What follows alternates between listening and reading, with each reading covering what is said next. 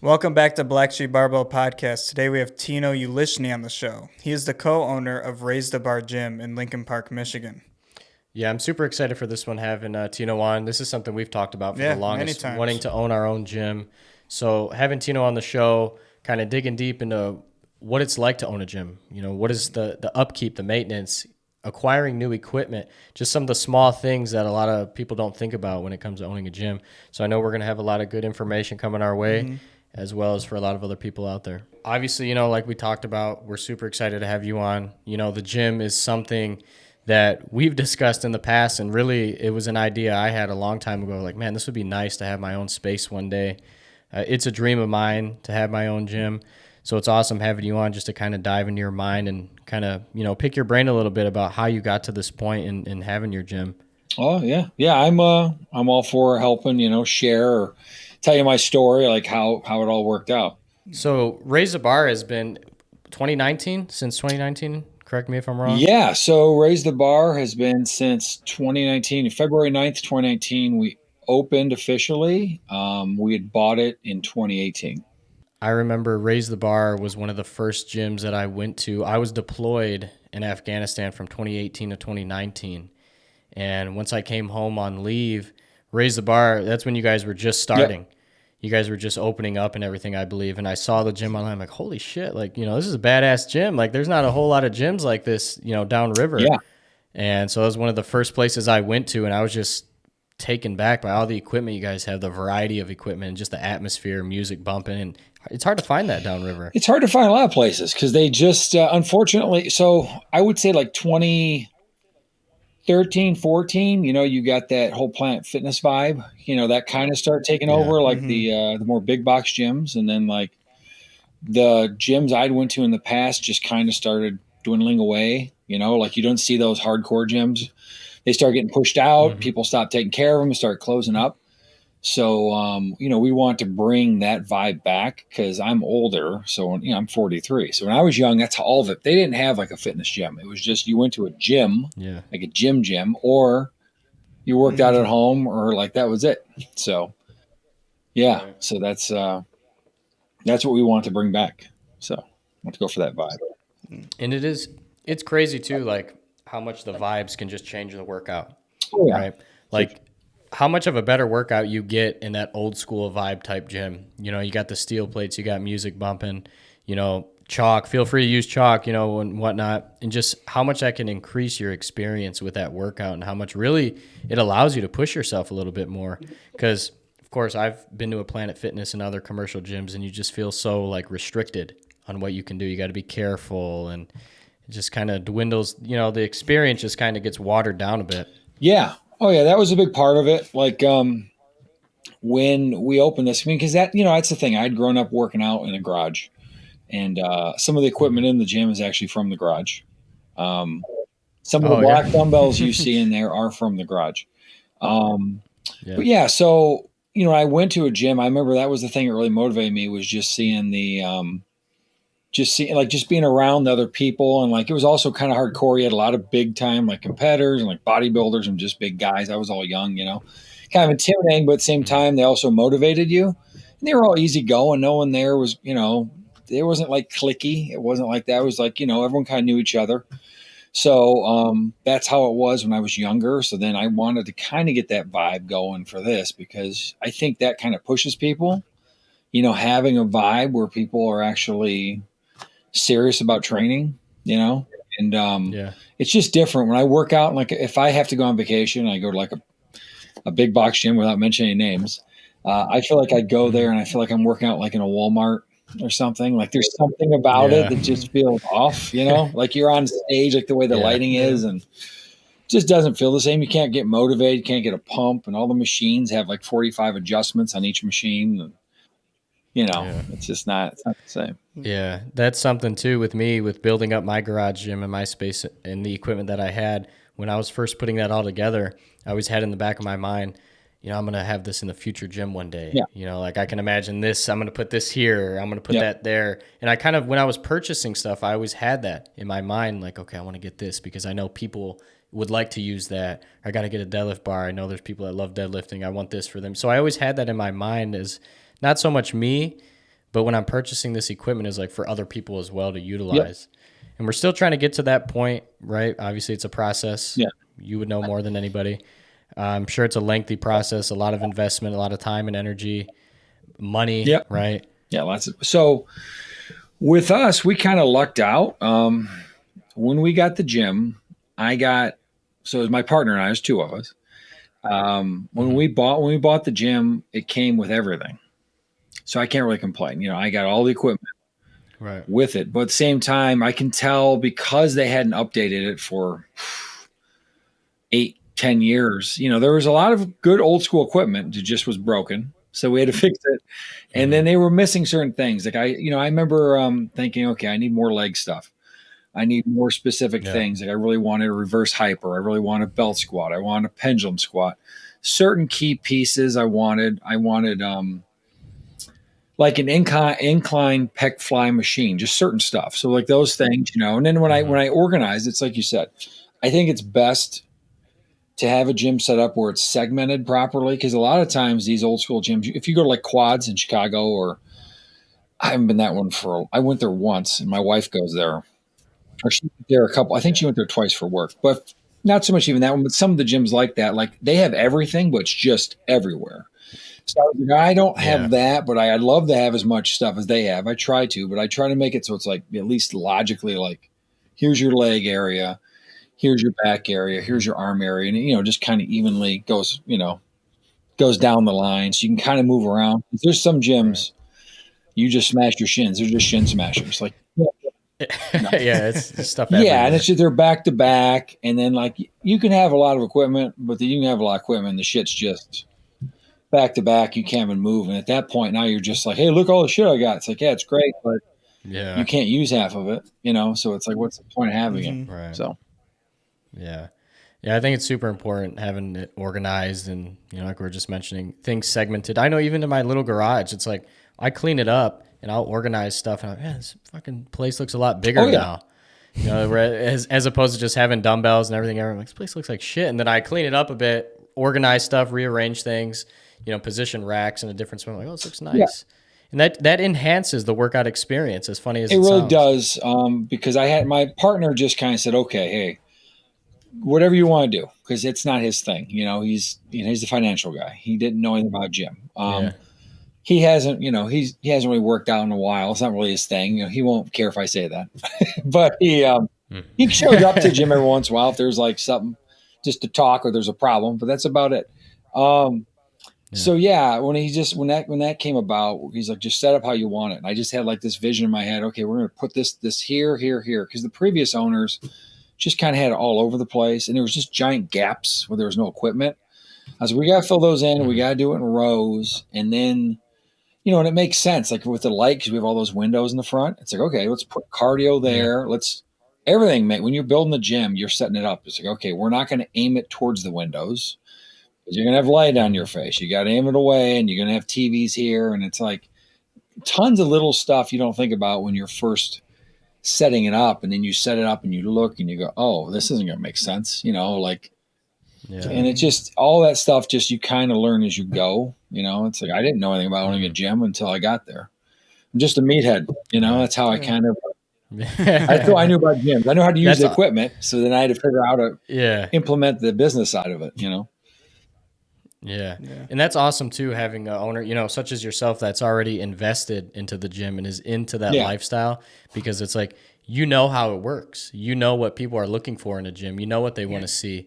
And, you know, there's some other gyms I've been to, not naming any names, but some of the owners, they're not really big gym people. And so it's like, man, if they would just change this or get this, I mean, it would literally take this place to the next level. Yeah, unfortunately, a lot of them, I mean, they're in it they might like it, but at the end of the day, if you're not lifting weights and you own a gym, you're in it for the money. It's not in it because you love it. I mean, why else would you be in it? If you're in it and you can tell, you can look at them or her, whoever it is, and be like, they're in shape. They obviously use the equipment. Like, then they obviously have a passion for at least exercising and working out. So then you at least have to assume they give a shit halfway for working out. Like, so like they're half motivated by loving the sport, so to speak, you know, loving the game than just making money.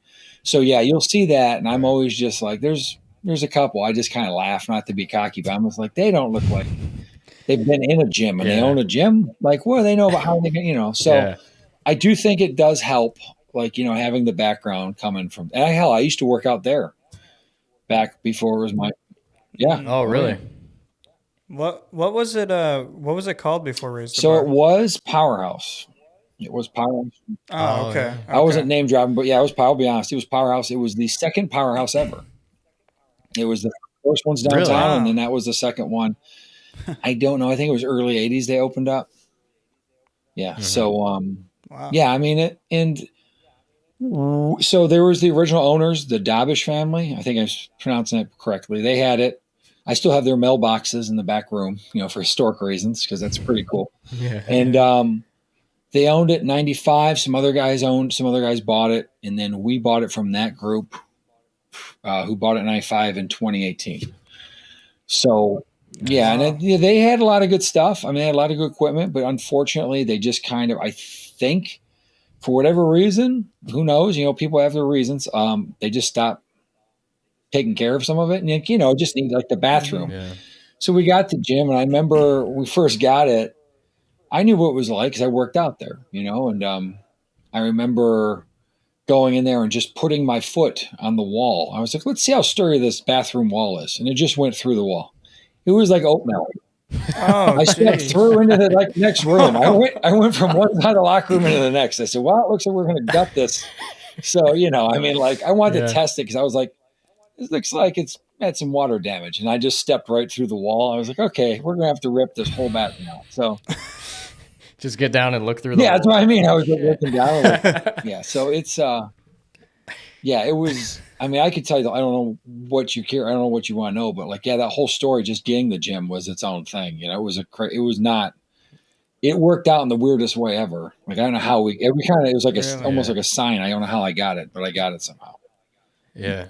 I'd love to hear about that. And was that always the plan to own that gym? How did that come about? Yeah. So the way the gym worked, it's kind of funny. So I had worked out at the Brownstown Powerhouse, and then that one I had worked out. They closed it. They shut down Brownstown. They shut down the Dearborn one.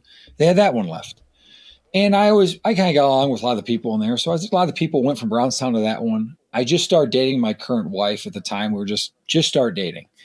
And I got her a membership there. We start training.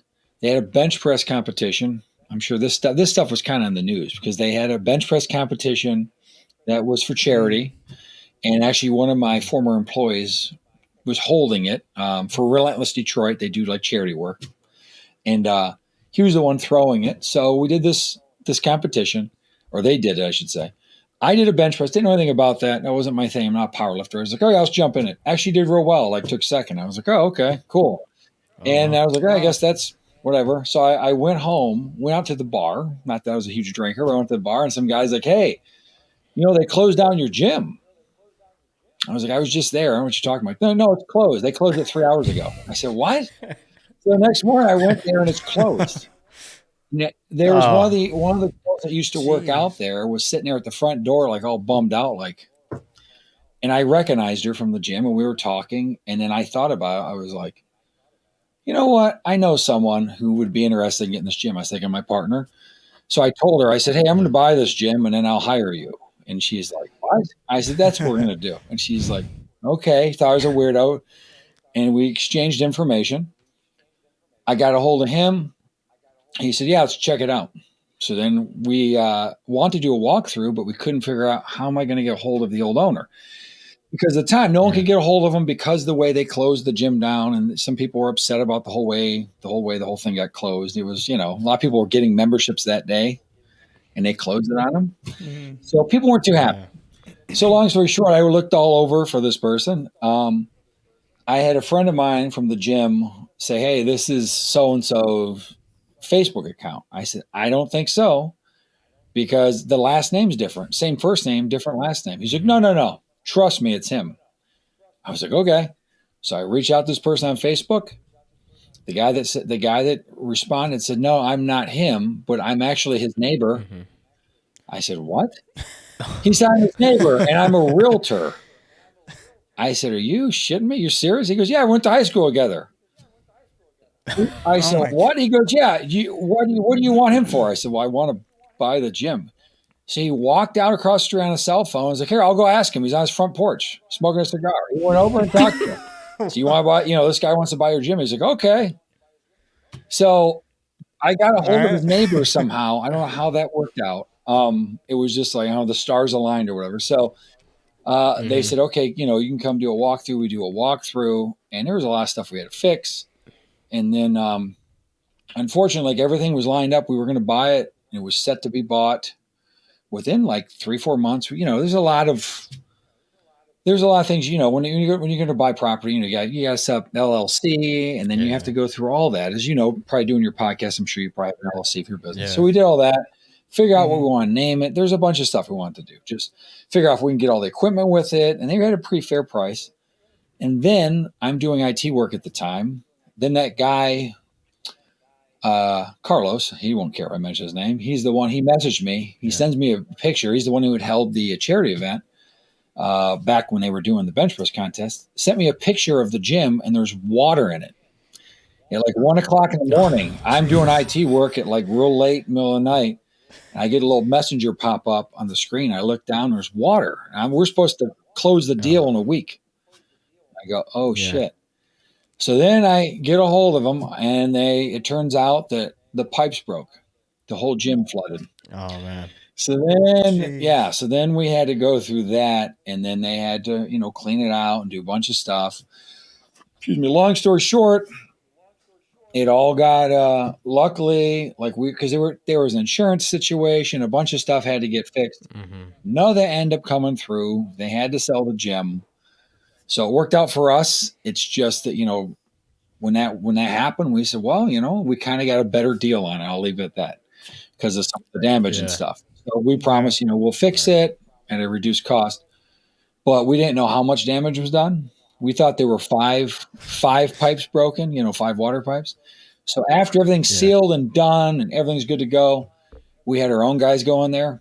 There were 55 pipes broken. Oh shit! 55 pipes. So there was a lot of I'm talking between the sprinkler system, between plumbing, we had to redo everything. So we redid everything, did everything to code. City came in, inspect everything. I mean, we did it all right. It's just there's a lot more work, and I at the time I was no longer doing IT. I left IT, and I was there daily with a crew of guys. We were busting out the floor, redoing stuff. I was just laboring. It was like I was doing construction again. Yeah. And if you care about business, that's what you're going to be there, on the front lines essentially. And then my wife, getting that place together was essentially my wife and I. My first employee, that girl that was at the front door talking about the gym being closed, I hired her instantly. She came and helped me. Her and my wife did so much of that gym.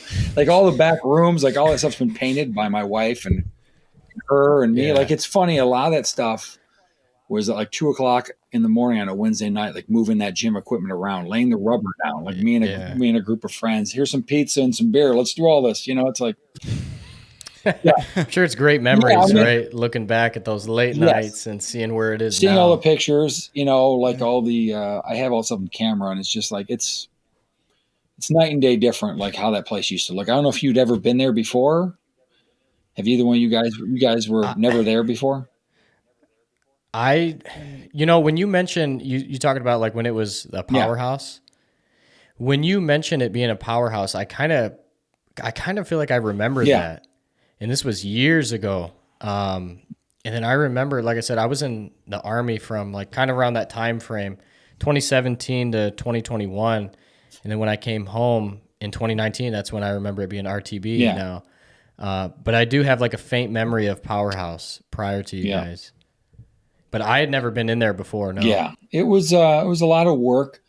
And, we kind of lucked out. Like I said, they kept a lot of that equipment, because then they were smart enough to know that people liked it. And they had a good base of people. We had a lot of people come back. We had a lot of the original, members and stuff come back. But, unfortunately, when you first open a business and if the previous business leaves a sour, taste in your mouth, you're gonna have people coming in going, "Hey, you owe me money," or I just got a membership here, and now what happened? It's like, no, you didn't do anything with me. I have nothing to do with this. Yeah, right. Yeah. So there was a lot of that at first, and then COVID hit. There was a lot of stuff, at first. So yeah, I know the whole COVID thing was a shit show, huh? Yeah, that was quite a shit show. That's another one you might have seen on the news. Yeah. I might have made some papers for that one. Yeah, that one was one I forget how long we were closed total. I think COVID has closed down like a good, wasn't it 5.5, 6 months?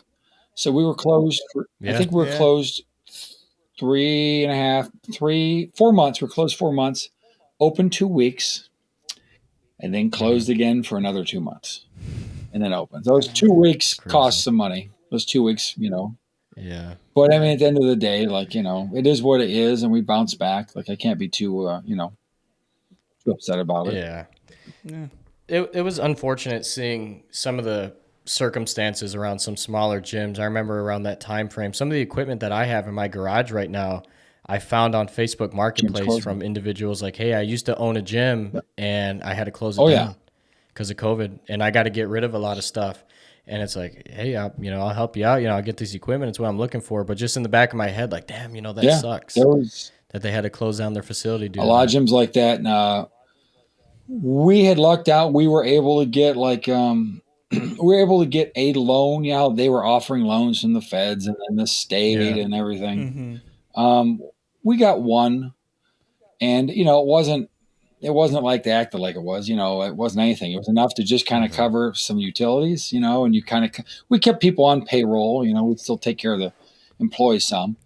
But it wasn't the biggest thing in the world. So it definitely hurt us, but we did well enough. It was interesting because in our mind, when we were first starting to get the gym before COVID, I'll back up some.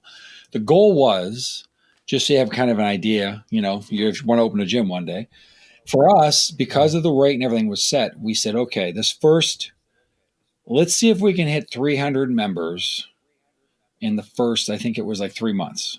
That was what my partner said. That'll make things, it's kind of, we had like a number in our head. We hit that goal in the month. And I said, oh, okay. And I was like, we hit that. And he's like, oh, okay, it's going all right. And then it slowly just started to build. Next thing you know, we were only open February. So it was February 9th. And then we got closed. What was it? March 16th, I think, is when they closed it in 2020. Yeah. Remember the date. I think it was March 16th. So when that hit, we were only open, for what, like 12 or 14 months or whatever. So by then we were hitting almost 1,000 people. Probably we were at like 900, I think, which wasn't bad because they were all pretty active. So like what you see total members in the gym versus active, you go to like a big box gym, it's good. Might have 6,000 members, 800 actually show up realistically. Right. We have numbers now, say we're only one gym and it's half the size of one of those big box gyms. It's not small, but it's not huge. But say, active wise, say we had like 1,500 members, 800 of them are showing up out of 1,500. Like it's half, so it's a big percentage. So that also plays into how busy you are, yada, yada. But we were doing pretty well. We had just met down at the diner like the month before, and we're finally out of the red. We're breaking even. Like the gym's paying for itself a little bit, paying us back, paying the loan, everything's going all right. And then COVID hit. And I was like, oh, so I just called him. He's like, oh, we're only going to close 2 weeks. I said, yeah, 2 weeks. We were thinking. Yeah. And it just turned into a summer of me working out in the gym and playing video games. So that's what that did. Yeah. Yeah, essentially, a lot of video games. Yeah, I remember I was off of work for like a whole month and it was just playing video games and lifting. I was like, this is life right now. 5 months of video games. I played so many games on my Steam list. I don't know what else to do. Eventually I got tired. I was like, what? It's actually when I made a big change in myself. COVID did help me in the sense, it's crazy to say that, but like I was always in pretty good shape. I never competed, but I always wanted to. I was always in good shape into the lifestyle and everything. But having the gym, doing IT work where everything, all the pop and all the food subsidized. They're like, hey, it's 25 cents for, like a liter of Coca-Cola. So you're just guzzling energy drinks and pop, and you're sitting there typing, not moving, like you're going to gain weight.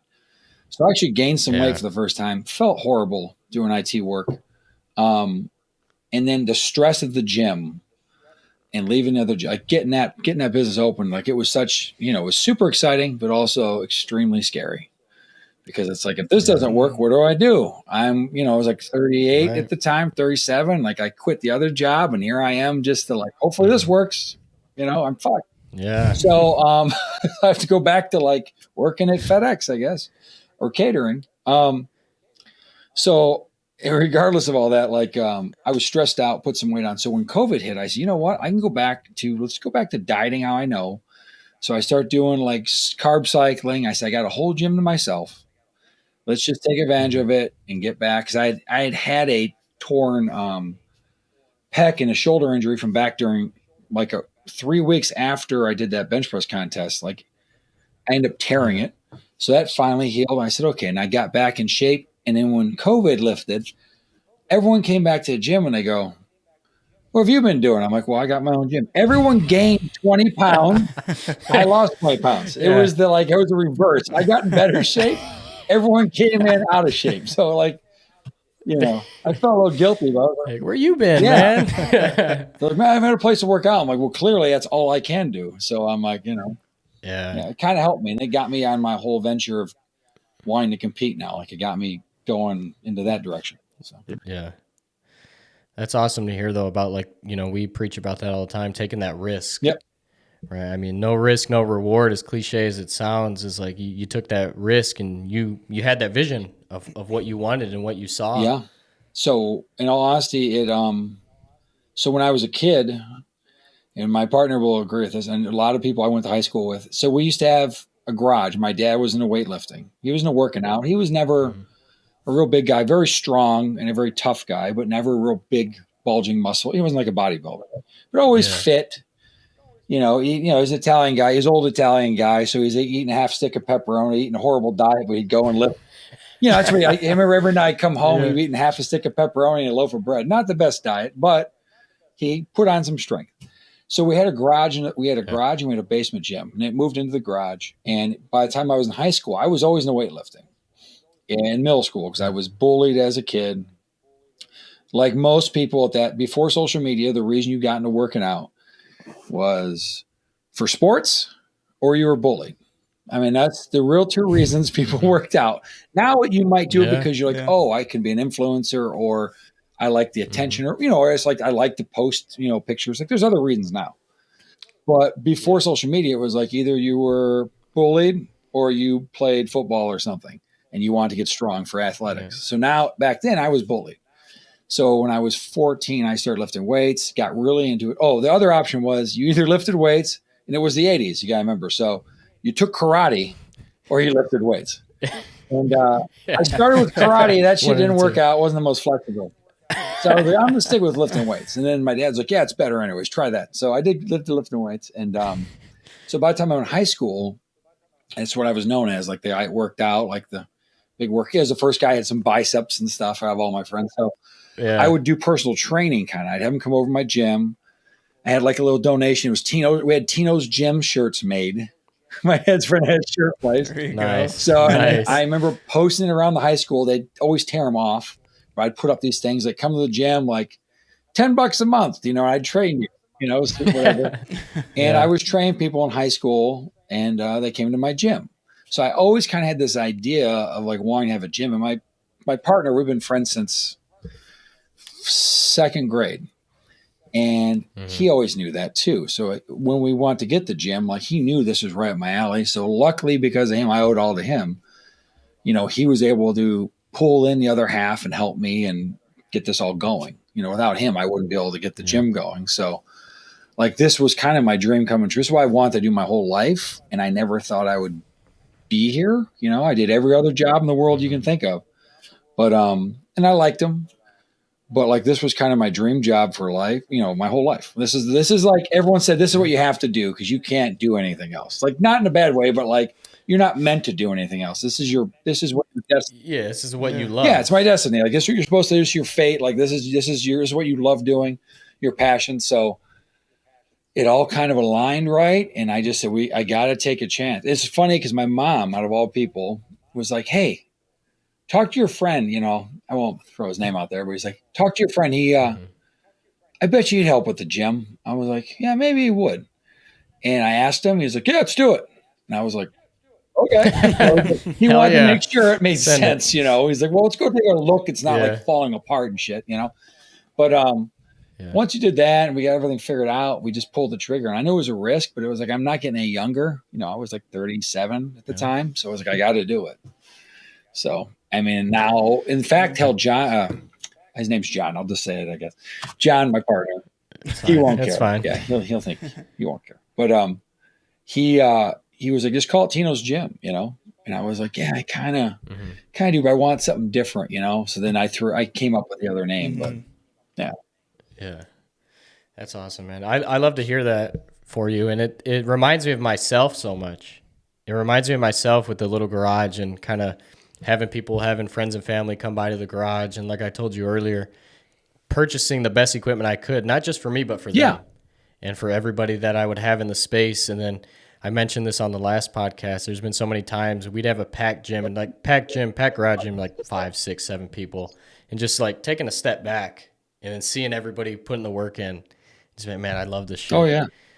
Just seeing other people go through, your same passion in a sense and working on themselves. So I could only imagine what it was like for you to see your gym come alive and take that step back and just take a look around and seeing all the members coming through and getting that workout in. And from what started from the garage. Yeah, literally at Tino's Gym, like I said, Tino's Gym.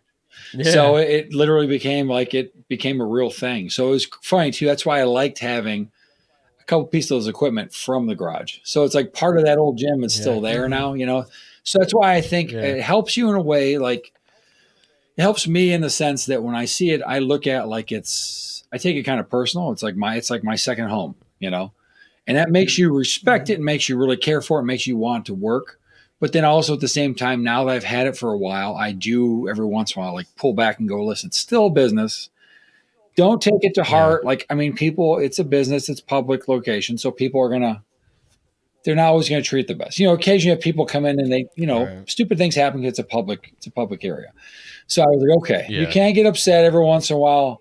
Someone throws trash, not in the garbage can. It's not really your house. It's a public square. Mm-hmm. And it's like, and I've calmed down because when I first had it, I looked at like, man, this is my gym, but it's literally not my, so. But it definitely makes you more. Damn it! Who put this chalk on the floor? And that's I was like, that stuff I didn't care about. But there's like little dumb things people do, and I'm like, it's a public space. It's always going to happen. It's part of the business. So, what are more so? I'd say this is like kind of personal for me. What are like some of the challenges and some things that I guess prior to you having the gym that you didn't know about that would be such a challenge that you've kind of discovered throughout the process? Things that whether it's finances or utilities, anything that's kind of like, you're like, oh shit, I didn't even think maintenance, about that. Equipment.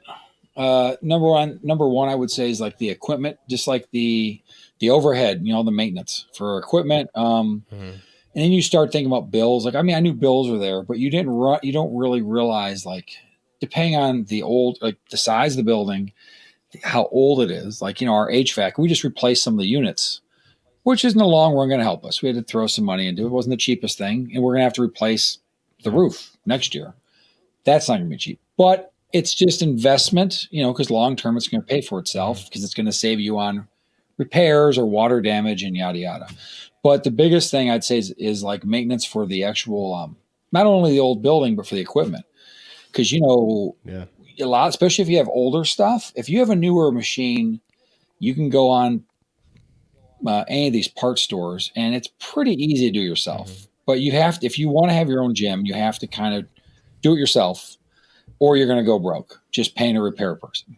Right. If you have older stuff, you're going to have to repair. You can fix some of it yourself. You're going to have a welder because a lot of stuff's gonna have to get like fabricated and made. Like you're gonna have to have someone who can make stuff, have stuff, rig stuff up. Yeah. Basically, you're making your own pieces again because they don't make these parts, and it's hard to find them if you do find them. And stuff is gonna break every month. Like no matter how many times I fix a treadmill or a step mill or an elliptical, that shit breaks constantly. So every month, one of those items is gonna be broken. So every month you're gonna spend, $600-$700 just on fixing equipment. Now, that doesn't seem like a ton, but if you add that up over the course of a year, that's just equipment. We're not talking like, because I have, say we have older HVAC system. If you're running the heat, like the expense of that gets crazy. And then those are all kind of taken into account, but like not so much the maintenance of the equipment, but then not knowing about some of the insurance aspect, like the liability insurance. That was another thing that I'm talking to my partner and he's like, okay, now we have to do, because he was much more business savvy. I was just like, oh, let's go lift some weights. Yeah. We're open up. Yeah. He's like, no. Yeah. It's like, yeah, let's get the LLC done. We got to talk to the lawyer about this. And there's just so many different things. Specifically, I'd say liability is a big part of it. People don't realize you have to have a waiver, make sure it's clearly, explained. Then you have to have insurance and you have to make sure that there are warnings or at least some kind of depending the insurance, they're going to want warnings on everything. They're going to want how to use the equipment posted. You got to make sure you have this, one of the heart resuscitation things, and you got to have this for this. And there's a lot of little things. You have to have people trained in, CPR and those are just little things that add up. And it's it's always there. And it's really the insurance was the biggest thing and the liability stuff. And then dealing with small government, the city. That was another thing I didn't think about. Just getting the building, you have to make sure everything's code wise. And then there's always just getting a sign up it took forever, there's just a lot of red tape and stuff when you're trying to do anything like a brick and mortar. So online, you don't deal with as much of that, but a brick and mortar shop, anytime you're any of these smaller C's, they're all like that. I'm not just picking on ours, they're all like that in the sense that they're busy, they're overwhelmed. They have a couple people working and they're trying to do, I don't know how many people, they have 1 million people in there every day, and they have cut budgets and everything. So it's, things take a long time to get implemented when you're dealing with any kind of small, you want to change, change our doors. Okay. Now you need a permit. And then that, it's okay. So then that takes X amount of time. And it's okay, so you're waiting around and that kind of stuff happens. It's just part of having a business. It is that's something I've always asked myself too. It was what is that small? And I've always wondered, I'm how do you even find out about all this? Like you said, it's good having that business savvy partner. Yes. But it's man, it's if I was to start a gym and I wouldn't even know where to start as far as you need this, right? You need to check this box, check that box. So I'm sure it definitely helps having somebody more savvy. It helped, having him in a sense helped a lot. But then at the end of the day, we didn't know about a small a local business. So that was literally we walk into the city and say, okay, hey, we're opening. How do we do this? That's literally what we did day one. Walked into the office and they're here, and they give you a stack of paper this big. And I mean, it takes 3 weeks to fill it all out. And there's just it's just a lot of stuff like that. And that's literally what it was. We had no clue, he understood the insurance aspect, but we had no clue what the local ordinance stuff or the local this or what they would let you slide with. Cause if you open a business and say it was, luckily we don't have the health department because we don't have any food, we're not cooking or anything like that. But, say, it was a business that it's going to be repurposed. Now, if it's going to be repurposed, so we already had a gym, so it's different. We had a gym going into a gym. Not a lot of stuff's changing, so not so much. Right. But if I'm going to turn that, say I was going to turn that gym into a shoe store or something, whatever, clothing store, then because you're repurposing it, then the amount of inspections and they have to check everything, plumbing, wiring, all that stuff. So there's no grandfathered in rule or anything for a lot of that. So it's, and then, it's just, it happens every year. They're going to do fire inspections and all that. It's just part of any of these businesses, it's just, you kind of learn as you go, because someone knocks on your door and says, hey, we got to do this. And you're like, oh shit. Okay. We're going to check this meter. Like, whoops. Okay. Go check it. Oh, it's broke. We're fixing it. It's going to cost you $5,000. Okay. Thanks. It's like, well, cool. I guess I have to do it. I didn't even know that was a thing. Yeah. I was going to say that too. I'm sure you learn a lot through the process. That's the majority of it. It's really, you just kind of go. I mean, it's like that. It's like day one, with our software. We made sure it worked. And then the next day we were open, because you don't want to have it. We don't want to pay for it too soon and have it open for multiple months. So we had the contract start, made sure the software worked, tried to figure out how to get all the members loaded in, how we're going to do that. Yeah. And then we just go. And it's just like, you kind of hit the floor. You just kind of hit the floor running, and you just hope, just like if you've never managed, which I have to a degree, but like, it's just totally different. It's, I have all these employees under you, and they have all these questions, because they're like, how do I do this? And you have to master, like the software in your system, because you don't know, but you're still new to it. So you're like, yeah, you just got to kind of fake it to make it. I hate to say it, but that's kind of what you're doing. And then you eventually, you just got to learn it like the back of your hand. There's a lot of nights I'd be here in my house, just trying to, like, how do I do this? How do I cancel this? How do I do this? Yeah. That's something like we talk about all the time is I'm always wondering, like, when is that right time if me and Devin ever plan to open up a gym, but I feel like you just got to go for it at some point. Like, obviously you have to have the money, but you just got to go for it. I don't know if there's ever going to be like that right time. No, there will never be the right time. And along with that, I feel like if you just procrastinate too much and try to get everything perfect and try to make it seem like everything right off the rip, you're just going to delay the process. Like, you just got to start. You just got to start and make mistakes and learn from them. And I mean, that's the best way. Yeah, right? I would say it's the best way. I know a couple people. So there's a couple people in our gym who train there who have their own gyms, but they're more of a one-on-one, or they do class stuff. They're more of like class-based. They have gyms. There's like 20, 30 people in there at the time most, Yeah. But like with us, obviously we have a open gym, just come work out. But with that said, like, so they like to come to our place because it's different type of equipment and stuff. And for them, it was the same thing. Mm-hmm. There's actually like 3 of them I can think offhand that all have gyms that come our place to train, which feels good knowing they come to my gym to train, even though they have their own gym. But it's also interesting talking to them, and they all said the same thing. They're all younger. I mean, they all started their own gyms in their 20s. One of them started their gym and they were like 23. And I gave her some of my equipment just to get moving. I knew how it would be, and I sold her a couple things, gave her some stuff, and she just took a risk. She was actually asking me, like, when do I do this? I said, you just do it. And now she has a successful gym. It's doing really well, and she's actually expanding. So it's just one of those things where you just have to do it. The trick is, though, what kind of gym? It's like, you have to kind of know know your audience, so to speak, and then know the location, and then the way things are, like, financially, just the way the economy is, like, we kind of got lucky in a way, like the way we got the building and stuff. So I will say that's a big help.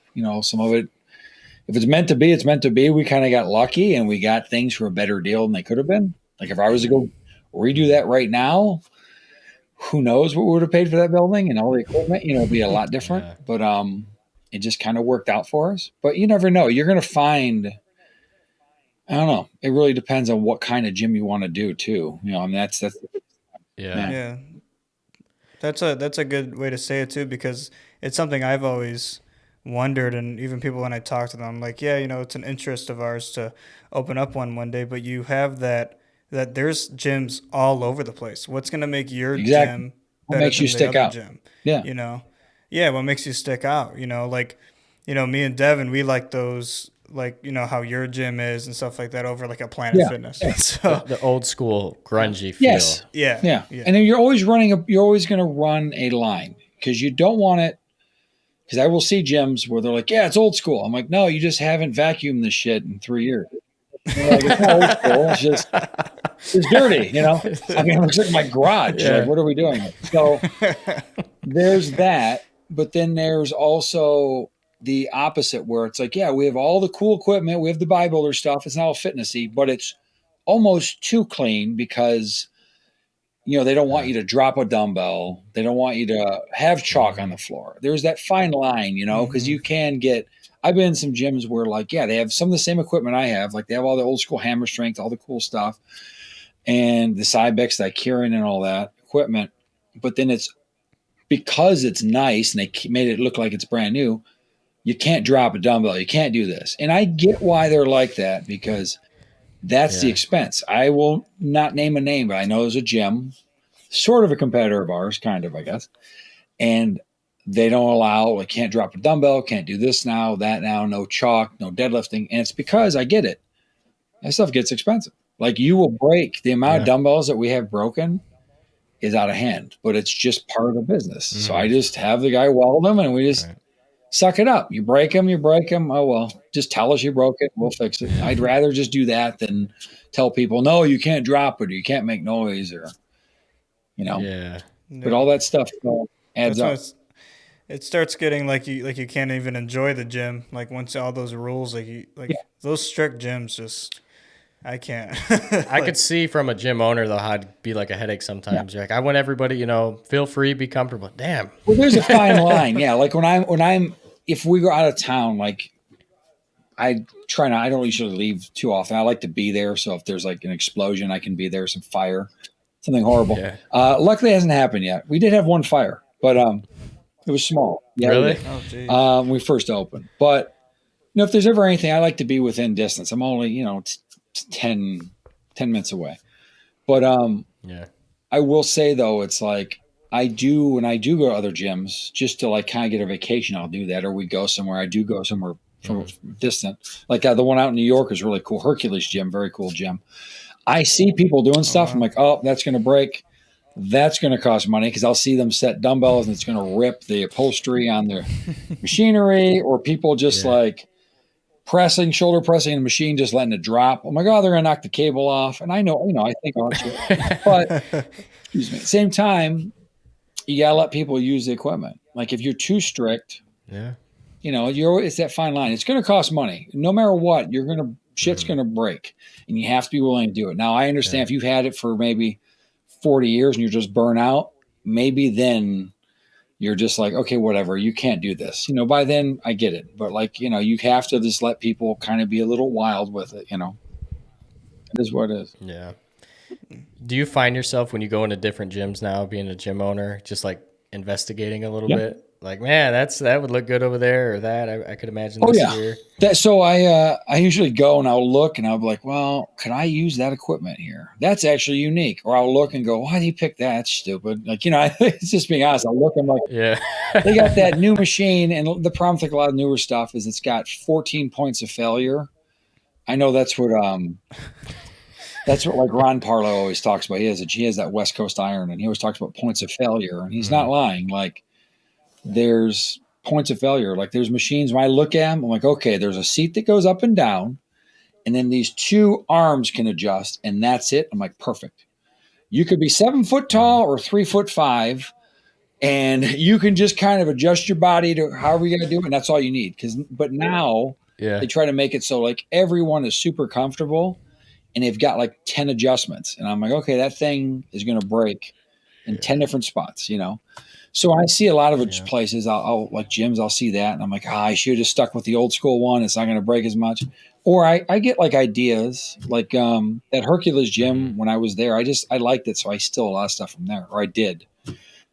He had a flat hammer strength bench press. And the way he did the handles, I was like, oh, it's not just straight across. He has them angled. So you can come in and get that squeeze on your inner pec. And I was like, well, we can keep them. I'm like, how about I have my welder keep them flat so I can do them normal. And then at the end, we just bring them up. And I talked to him. He's like, yeah, I had them custom made, and I got to know the owner a little bit. And he sent me a text and showed me it for a picture. Had my welder fabricate them. Now I got them. And then I got a pull down, Nice. I got a pull down too. Hammer strength. I have the high row, and then I saw the underhand, and I said, you know what? Why don't instead of buying a whole other underhand, I'll just weld the underhand handles on it. So now it's a high row over or under. So you just say, you know, like little stuff like that. And I've seen people do that from other gyms. I'm like, man, having a welder is so helpful. Or they'll adjust it so you can add extra weight to stuff. So I steal ideas when I do see other gyms, but like a lot of times I'm kind of critical of them, to be honest with you. I was looking at them like, oh, this is no good. Like, I don't know. It's just weird because like the dumbbells usually don't go high enough, or they use all rubber stuff, a lot of gyms. And I get it. I don't mind. I get why they do it because the shit's going to break. But I'd rather just fix them and keep the metal dumbbells. I don't know. Call me old school, but I just prefer it that way. Yeah, we love the old school vibe. Yeah. What's your process? Like, do you have any tips or anything, or kind of what do you utilize when you're looking for new equipment? So, marketplace, I hate to say it, so everyone goes now, I'm sure. Craigslist isn't really a thing anymore, I don't think. But that was when I first started. Craigslist had some stuff, and then marketplace, and also, to be honest with you, was a lot of things were just closing. Like because it was around COVID, like right after we opened and COVID hit, there was a Trenton Athletic Club closed, Reps closed. Instead of getting equipment from Reps, I got their employee, so I got something out of it. I got Mark out of it. So yeah, I'm trying to think, but like, so I would just go on there, and when I look, and I just try to look at certain brands. Like if I go on Facebook Marketplace, or I have a lot of people, to be honest with you, there are a couple dealers. Like you can find, there's one. I'm forgetting about right now, but there's one. They've got like it's like half a football field, maybe a little bit more, just full of used equipment. It's just a giant warehouse. Oh, yeah, really? And it was. Wow. I went there when I first opened. That's where I got like the sled, and then I got some other used. They brought me the power lift squat rack, and they had a bunch of shit delivered there. Oh, nice. But I still keep in contact with them. But in all honesty, like a lot of people reach out to me too because they know, hey, you know, this gym's still open. It looks like they would like this, and they kind of, you know, they have some random stuff. For some reason, this guy has like an Icarian, like old school shoulder press that's cool. That's in his basement. That's like 800 pounds. He doesn't want to get out of it. You know, and he's like, well, maybe this guy will take it. So I have people, you know, it's commercial grade for whatever reason. And I'm just like, yeah, it looks great, but I don't want to have to deadlift that out of there. You know what I mean? So like, we get a lot of that stuff. So a lot of times it kind of comes to me, and I'm always looking for old brands. Because I will tell you, if you want like elite, you know, elite FTS, if you want like any of the newer stuff, you're not going to get it used. You really won't. No, you just can't. I mean, like any of the was it Panati, the Italian stuff, all that stuff. You're not going to get that stuff used. And I'm kind of biased. I'm not a big Panati guy because the stuff I've seen, it's real cool, breaks real easy, and like doesn't. It's not real durable. Yeah. It's cool, good angles and stuff, but it's one of those pieces that just tends to snap. So I tend to look for Hammer, Icarian, some Life Fitness, or is it Lifetime? Yeah, Life Fitness. And then also like Cybex and Trotter, because Trotter was part of Cybex. And then if you can get old school original Nautilus, if you can find the original, because there was an era where Nautilus was just garbage. And then they made some decent stuff again later, but there was like this middle part where Nautilus made garbage. So I tend to look for old Nautilus if I can, which I found a couple. And then unfortunately, when I went to go get them, someone had snapped them, you know, or snatched them up. I want to get their curl and their pullover, just to say I had the old Nautilus pullover from Dorian Yates' video. Just so I could say I had his blood and guts one, you know, more or less. Yeah. Just for bragging rights. Probably no one would use it besides me and 3 other guys, but just so I could say, you know. Yeah. I'll have to stay connected with you on that, some of those connections when it comes to equipment, because I'm always looking for stuff too. Yeah, I'll give you the I'll let you know, and I'm blanking right now, but when I think of that the company, I know they moved. I know the guy's name. I have his number. I can ask and see if he still has that like warehouse, because I think they changed warehouse. They had a lot of good used stuff. A lot. Yeah. I remember I got a steal. It was for so I have some calibrated kilo plates from Rogue. And oh my gosh, it was a steal. So I was still in the Army at the time, and I seen a Facebook Marketplace listing for them. And I'm talking to the guy about it, and he's like, I don't know if he was new to lifting or what, but he had a whole set. I don't remember how many kilograms it was in the set, but he had thought that he purchased the bumper plates the CrossFit colored bumper plates. And he was like, this is not what I wanted. So he gave me them for a great discount. I was like, hey, I'll take them. It's like, I can't pass up this opportunity. Yeah, why not? Yeah. And what year is this? This was in, man, what was this? 2020. Wow. I think this was around August. August. It was pre-COVID? It was like in the midst of COVID. Because usually that stuff is because right around then, they jumped. So like weights used to be back in the day when I had those big, if you go to the gym, you'll see like the big black dumbbells that are weighted. They're like welded and capped. So some of those were mine from my garage. Like I used to have those heavier ones. And then like the ones that go to 220, those crazy ones, those I had made for this gym. But back in the day, they were 25 cents a pound, then they were 50 cents a pound. Back when I was in high school and I had the 140s made. Like those were 50 cents a pound. Yeah. And then they went up to $1. COVID, they went up to $3 at one point. $3 a pound. Yeah. And now I think it's between $1.50 and like $2 a pound again. But like, so it's nice you got a good steal on it, because at that time, like weights were going for a shitload. It was crazy. Oh yeah, it was crazy. Dumbbells, a set of dumbbells, you're paying a fortune for it during that time. I had a lot of people want to rent my stuff for like a ton. They were going to pay me like per pound for renting it. I'm like, I would, but part of me feels like I'm never going to see you again. So, I had a feeling like we were close. Hey, I need this back. Yeah, they're like, oh yeah, I'll come. Here's the deal. Like they reach out to me. It's not someone from the gym. It's just someone, hey, would you mind if we were to borrow this, blah, blah. So it's like, first off, I don't know who you are. And I was thinking, oh, okay, I'll rent it. But then I'm thinking like, if I don't know who they are, that stuff's good as gone. If I just rent it out. Right, so.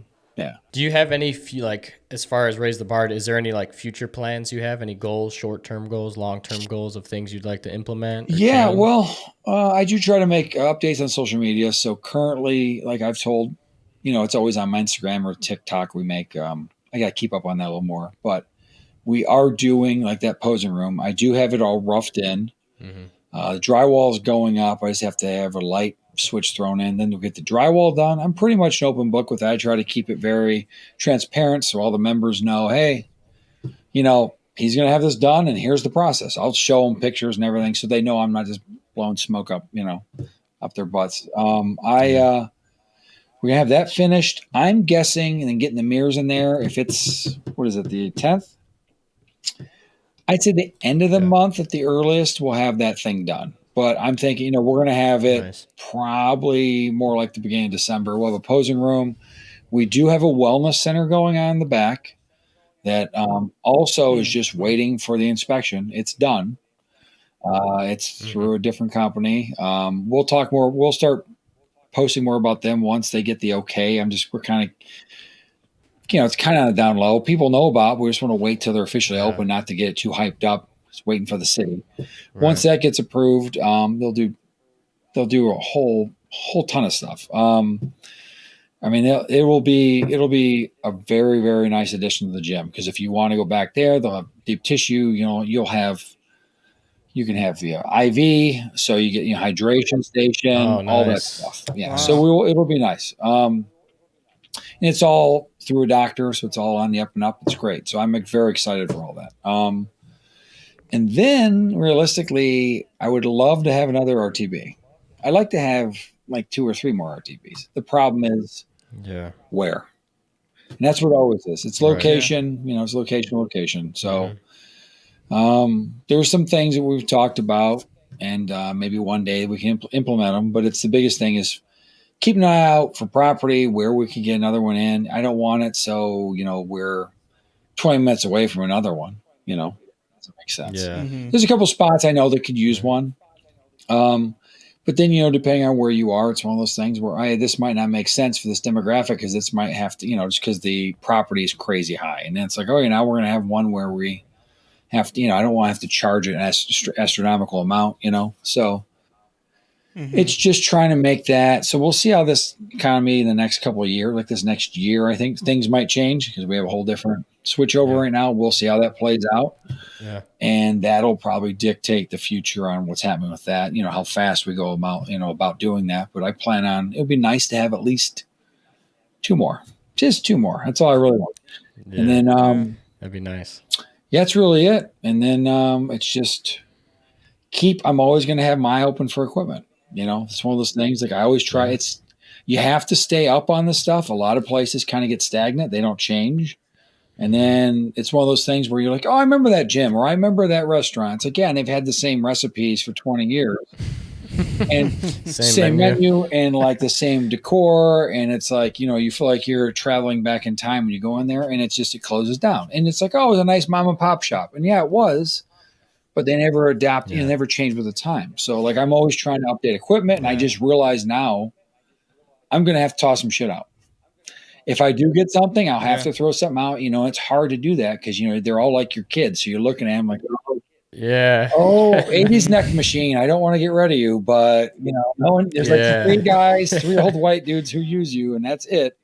So I kind of want to get rid of the neck machine, but I know there's like 3 dudes who will have a heart attack if I get rid of it. They'll freak out.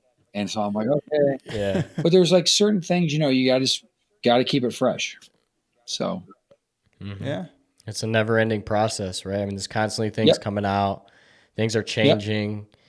And, there's just a lot you can do. It really is. And it's strange because, like, the human body hasn't changed and weight training hasn't changed. It's basically the same now.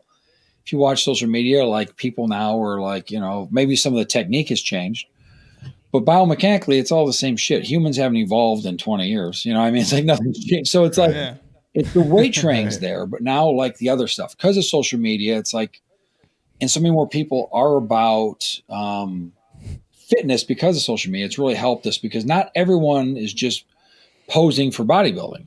Now a posing room benefits everybody, not just bodybuilders, because there's a lot of people out there who actually are pretty decent at posing and they don't plan ever competing. They just want to look good for social media, or they do something else, but they, their body is like part of their selling point. So like, there's like little things like that where it wouldn't have made sense to have in your business. But now because of the way times have changed, it's like 10 years later, it's like, everyone has to have some kind of posing room, not just it's kind of getting to that point now. Yeah. It's not just for competitors. It really is and competitors are going to, utilize it the most. There's gonna be some coaches going to bring a whole group of dudes in there and they're all going to, pose probably before they have a show, but at the same time, there's a lot of people who just like it. They want it, make it part of their membership and give them a little code, have them go in there and they're good to go. That room used to be the Driven supplements. No, it'll be downstairs. What? I saw you make a post about that room though too. So I saw somebody comment on that it should be. Yeah. And then we had to respond. So I said, that's already in the works. So the posing room where we're going to have it will be bigger. It's about 4 times the size of that room. It'll be a very big posing room. Okay. It's going to be pretty big. Almost that'd be awesome. I'm excited to see it. It's too big for a posing room, but hey, it's fun.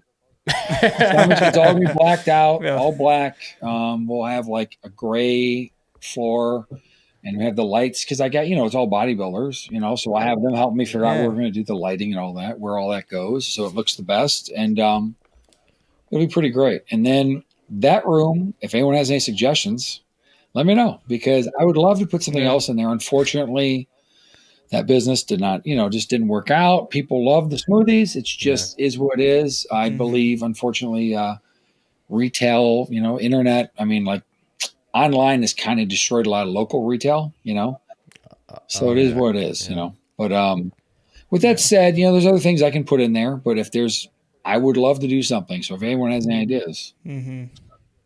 I'm sure we'll have some. Yeah. I was joking around. I was like, maybe I'll ask them. I'll put a podcast room down there. RTB podcast. I had actually really John from the smoothie place suggested that to me. Yeah. John from Driven. He had said, hey, put a podcast in the basement right next to the posing room. And I was like, hey, it's not a bad idea.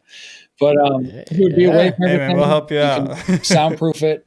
Because up there it'd be pretty. You'd have to really soundproof it. It also gets hot. It's right by the sauna.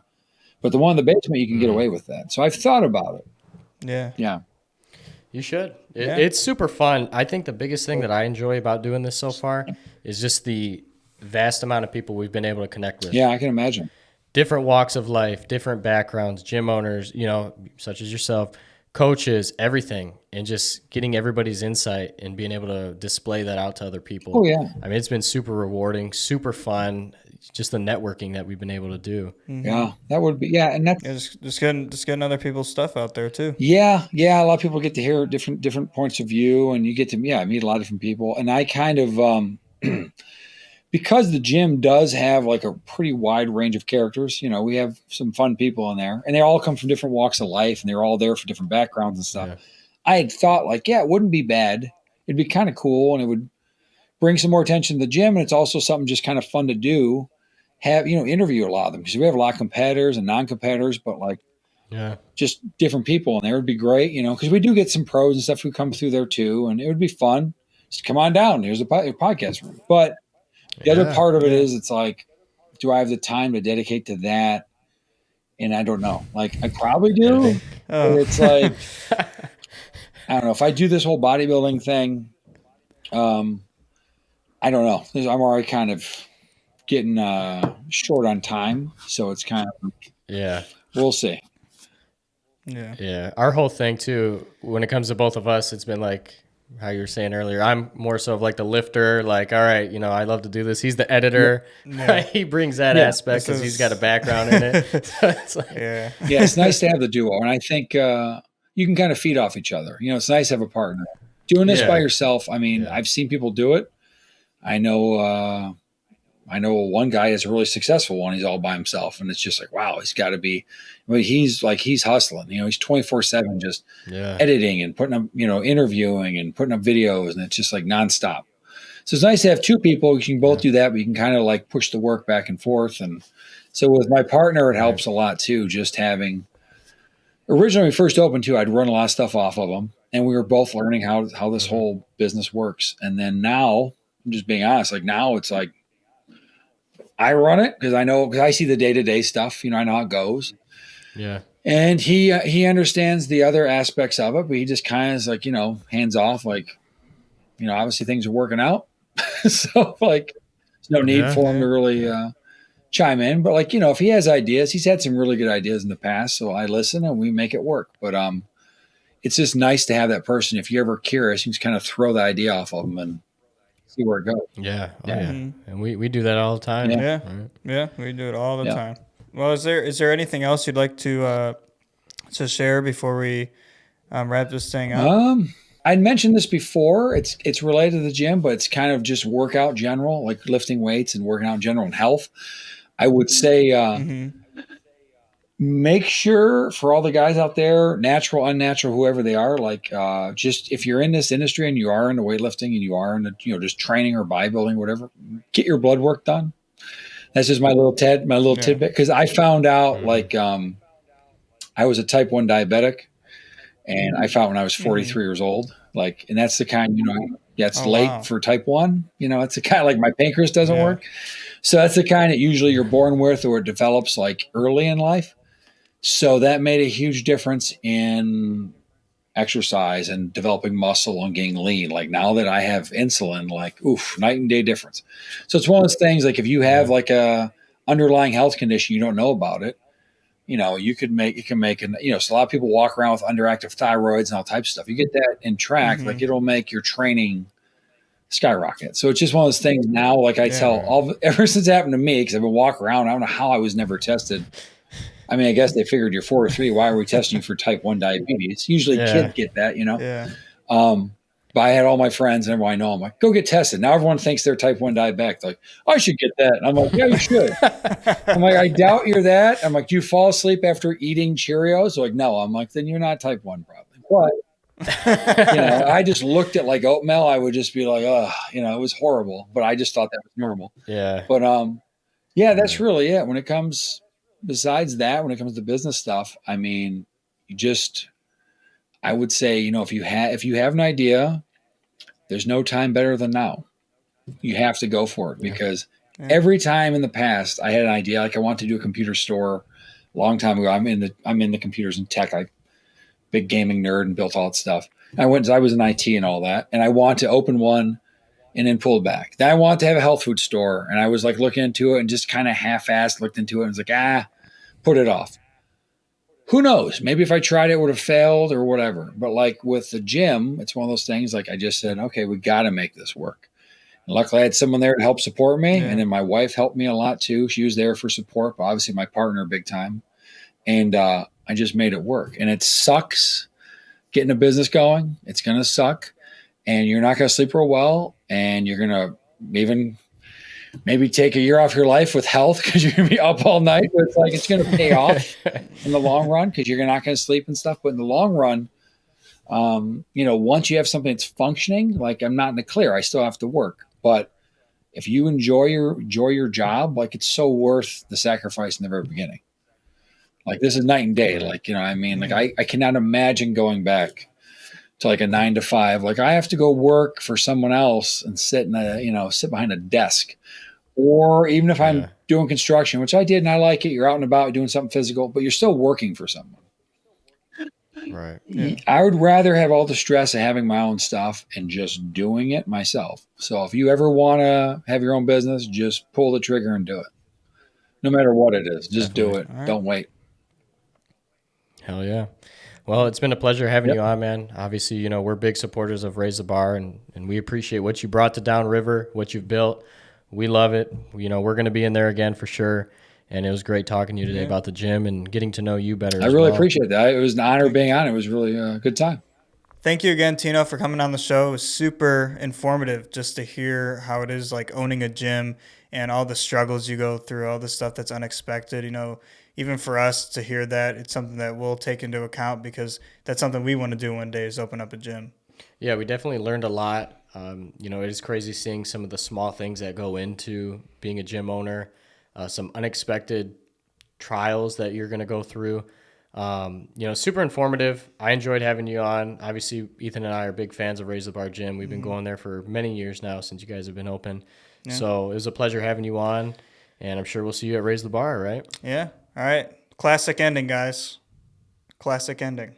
Man, these things, I'm going to be honest, these things are probably just dead. They're not all the way dead. And I don't want to still get hit. We got it last time. We got a hit last time. It's not dead. You got to really just... I think that one's dead. No, that's perfect. It hits, but it's like I'm not going to like fake that I'm freaking out. All right, this one. No, this. Like get close to this one, but it's not like it doesn't smack you in the face anymore. This one might be. Oh, that was. All right, you gotta get a little. You gotta get close to this one. I'm gonna work on getting some new. Try this one out. Smelling salts. So I'm not the only one doing it twice. Good. So that this is no longer a pointless part. Where's the other one? The other one that you have in the garage gym. They're all Gorilla Piss. That's what it's called. I've been using that one for a while now. It's kind of dead. They're definitely not as strong as the first episode. So we're gonna get some more. I know we've been saying that, but we're actually gonna do that. So, but all right, guys. Well. Thank you for watching. And like I said, Tino, awesome having you. Awesome conversation. And we'll see you guys in the next one. Peace. Peace out.